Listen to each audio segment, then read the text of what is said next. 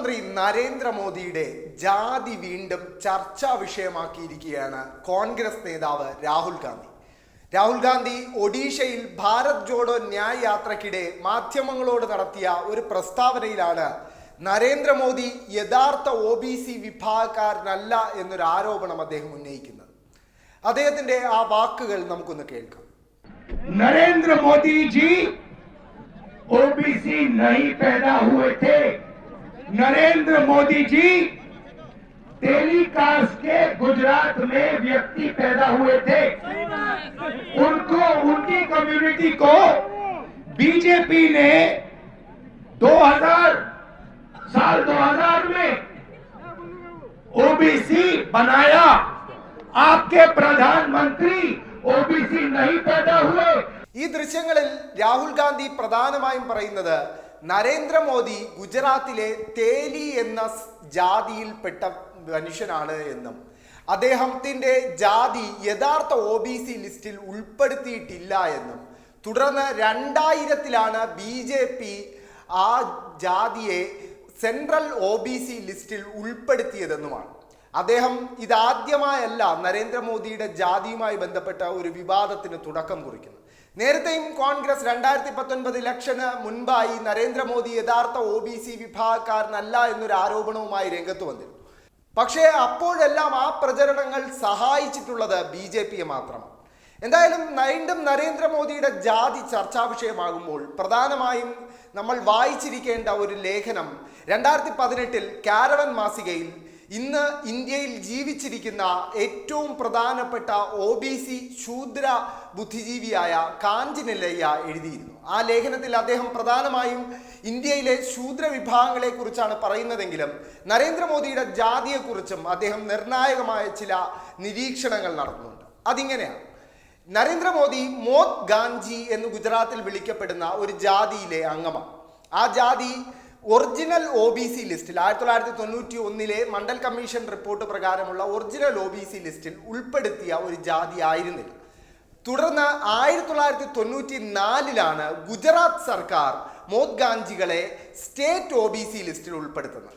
തുടർന്ന് 1999-ലാണ് വാജ്പേയി സർക്കാർ, BJPയുടെ വാജ്പേയി സർക്കാർ നരേന്ദ്രമോദി ഉൾപ്പെടുന്ന മോത് ഗാഞ്ചികളെ സെൻട്രൽ OBC ലിസ്റ്റിലും ഉൾപ്പെടുത്തുന്നത്. ഇത് രാഹുൽ ഗാന്ധിയും പറഞ്ഞത് ഏതാണ്ട് ശരിയാണ്. രാഹുൽ ഗാന്ധി 1999 പകരം 2000 എന്നാണ് പറഞ്ഞതെങ്കിലും വാജ്പേയി സർക്കാർ തന്നെയാണ് മോത് ഗാഞ്ചികളെ, നരേന്ദ്രമോദി കൂടി അംഗമായ മോത് ഗാഞ്ചികളെ സെൻട്രൽ OBC ലിസ്റ്റിൽ ഉൾപ്പെടുത്തുന്നത്.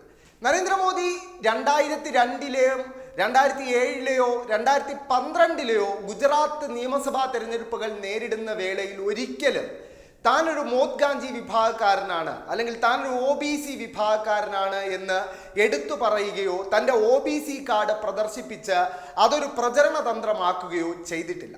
അതാദ്യമായി നരേന്ദ്രമോദി ചെയ്യുന്നതും 2014 ഇലക്ഷന് തൊട്ടു മുൻപാണ് എന്ന് കാഞ്ചനലയ്യ എടുത്തു പറയുന്നുണ്ട്.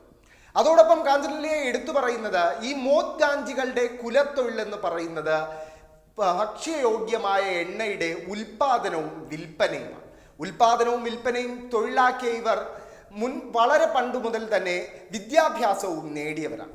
അതുകൊണ്ട് തന്നെ ഇവർ വൈശ്യ വിഭാഗങ്ങളുടെ സ്വഭാവമുള്ള ഒരു ജാതി വിഭാഗമാണെന്ന് എന്നും അവർ ശൂദ്ര എന്ന വിഭാഗത്തിൽ ഉൾപ്പെടുത്താൻ യോഗ്യരല്ല എന്നും കാഞ്ചനലയ്യ പറയുന്നുണ്ട്. എന്തായാലും വീണ്ടും നരേന്ദ്രമോദിയുടെ ജാതി ചർച്ചയാകുമ്പോൾ ചർച്ചയാകേണ്ട വിഷയം ഇന്ത്യയിലെ OBC SC ST വിഭാഗങ്ങളുടെ പ്രാതിനിധ്യമാണ്. ഇന്ത്യയിലെ പ്രധാനപ്പെട്ട വിദ്യാഭ്യാസ സ്ഥാപനങ്ങളായ IIT-കളിലും IIM-കളിലും സെൻട്രൽ യൂണിവേഴ്സിറ്റികളിലും OBC ST ST സീറ്റുകൾ ഒഴിഞ്ഞുകിടക്കുകയാണെന്ന് ശിവദാസൻ MPക്ക് രാജ്യസഭയിൽ നൽകിയ മറുപടിയിൽ കേന്ദ്ര സർക്കാർ വ്യക്തമായി പറയുന്നു. ഇതിനു പുറമെ ഈ ഒഴിഞ്ഞുകിടക്കലിൻ്റെ വ്യാപ്തി വ്യക്തമാക്കുന്ന ചില കണക്കുകൾ 2020-21 കാലയളവിൽ കേന്ദ്ര സർക്കാർ പുറത്തുവിട്ടിരുന്നു. ആ കണക്കുകൾ പ്രകാരം IIT-കളിലെ ST സീറ്റുകൾ 81% ഒഴിഞ്ഞുകിടക്കുകയാണ്. അതേസമയം അതേ IIT-കളിൽ 2020-21 കാലയളവിൽ മാത്രം 61% SC സീറ്റുകളും ഒഴിഞ്ഞുകിടക്കുകയാണ്. OBC വിഭാഗത്തിന്റെ 50% സീറ്റും ഒഴിഞ്ഞുകിടക്കുകയാണ്. അതായത് ഏതാണ്ട് ഭൂരിഭാഗം SC/ST OBC സീറ്റുകളും ഒഴിഞ്ഞു കിടക്കുന്ന ഒരു കാഴ്ചയാണ് ഇന്ത്യയിലെ പ്രീമിയർ എഡ്യൂക്കേഷൻ ഇൻസ്റ്റിറ്റ്യൂഷൻസിൽ നമുക്ക് കാണാൻ സാധിക്കുന്നത്. അതേപോലെ ഇന്ത്യയിലെ പ്രധാനപ്പെട്ട വിദ്യാഭ്യാസ സ്ഥാപനങ്ങളായ സെൻട്രൽ യൂണിവേഴ്സിറ്റികളിലും IITകളിലും IIMകളിൽ നിന്നും കഴിഞ്ഞ 5 വർഷത്തിൽ പഠനം ഉപേക്ഷിച്ച SC/ST OBC വിഭാഗക്കാരുടെ എണ്ണം 13,600 എന്ന് പറഞ്ഞത് കേന്ദ്ര വിദ്യാഭ്യാസ വകുപ്പാണ്. അതും ലോക്സഭയിൽ നൽകിയ മറുപടി. ഇത് ആരെയും ഞെട്ടിക്കുന്ന കണക്കാണ്. കാരണം ഇന്ത്യയിലെ OBC SC/ST വിഭാഗങ്ങളുടെ പ്രാതിനിധ്യം ഉറപ്പിക്കാൻ വേണ്ടിയാണ് റിസർവേഷൻ എന്ന സംവിധാനം തന്നെ നടപ്പാക്കിയത്. എന്നാൽ 2014 ശേഷം ആ റിസർവേഷൻ സംവിധാനം അട്ടിമറിക്കപ്പെടുന്ന കാഴ്ച നമ്മൾ കാണുന്നുണ്ട്. അതിന് ഏറ്റവും നല്ല തെളിവാണ് ഈ ഒഴിഞ്ഞു കിടക്കുന്ന സീറ്റുകൾ. എന്തായാലും ഈ വിഷയവുമായി ചേർത്ത് വായിക്കേണ്ട ഒരു പ്രസ്താവന മുൻപ് BJP നേതാവും അസം മുഖ്യമന്ത്രിയുമായ ഹിമന്ത ബിശ്വ ശർമ്മ ഏതാനും മാസങ്ങൾക്ക് മുമ്പ് നടത്തിയിരുന്നു. അത് ശൂദ്രരുടെ കടമയെക്കുറിച്ചായിരുന്നു. അദ്ദേഹം പറഞ്ഞത് ശൂദ്രരുടെ കടമ എന്ന് പറയുന്നത് ബാക്കി 3 വർണ്ണങ്ങളുടെയും ബ്രാഹ്മണ, ക്ഷത്രിയ, വൈശ്യ വർണ്ണക്കാരുടെയും സേവനം ചെയ്യലാണ്, അല്ലെങ്കിൽ അവരെ സേവിക്കുക എന്നതാണ് എന്ന് പറഞ്ഞത് ഇന്ത്യയിലെ ഒരു പ്രധാനപ്പെട്ട സംസ്ഥാനമായ അസമിൻ്റെ മുഖ്യമന്ത്രിയാണ്. അപ്പോൾ എന്താണ് BJP മുന്നോട്ട് വയ്ക്കുന്ന രാഷ്ട്രീയം എന്ന് പകൽ പോലെ വ്യക്തമാക്കുന്ന ഒരു പ്രസ്താവനയായിരുന്നു BJPയുടെ ആ മുഖ്യമന്ത്രി നടത്തിയത്.